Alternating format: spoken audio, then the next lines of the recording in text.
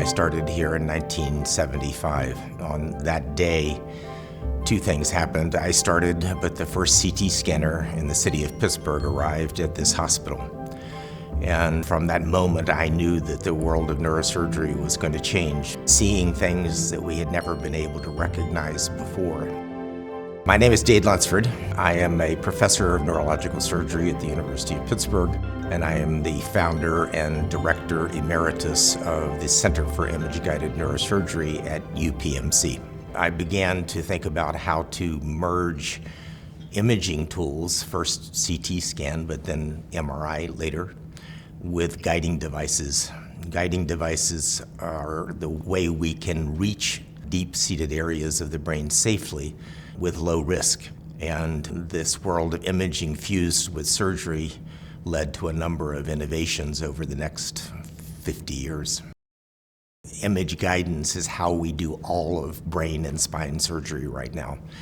But in the 1970s, 1980s, this was radically new in the concept. There were a lot of skeptics because this is a partnership field between neurosurgeons, radiation oncologists, and medical physicists in order to be able to deliver this service. Fortunately, I partnered with a number of people in both radiation oncology and eventually trainees in neurosurgery that said, yes, let's look into this. Maybe it does have potential. When I returned from my fellowship at the Karolinska Institute in Stockholm in 1980-81, we built what was called a therapeutic CT scanner, a tool that we could use to treat and diagnose problems within the brain in an operating room that was equipped with the necessary imaging to make it safe. That opened up a whole new world for a variety of things, diagnosing deep-seated brain tumors that past nobody was willing to tackle. But I made a decision that the technologies that they had developed there in Stockholm were actually better. So we imported and started using those in our own operating room. When we first started using the gamma knife, we didn't know what the role of this was in treatment of cancer that spread to the brain. In the old days, patients used to get radiation therapy done over 10 to 12 days, treating the whole brain and everything that was in it at the same time. Many patients had long-term side effects from that. The gamma knife, being extremely precise, was based on this whole concept of being able to guide the technology using the imaging.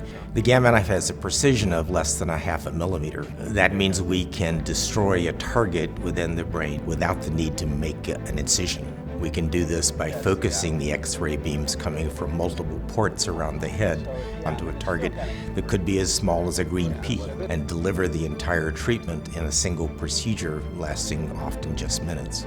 We can do this as an outpatient procedure, and the spectrum of the types of problems that we treat continues to grow. We became interested in a technology that allowed us to really search brain waves in order to define areas, for example, of abnormal function that cause seizures and epilepsy. So the next big innovation was to bring in the magnetoencephalography, or MEG, which we partnered with our neurology colleagues and brought that into the United States.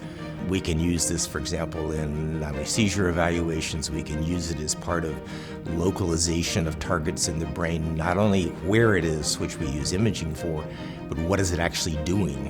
How does it function? How do the brain waves and neurotransmission of fibers connect various areas of the brain? And then I think most recently, the one that's very exciting is the focused ultrasound center here. Now, it's already been shown to have tremendous value, for example, in patients with severe movement disorders, Parkinson's disease, essential tremor.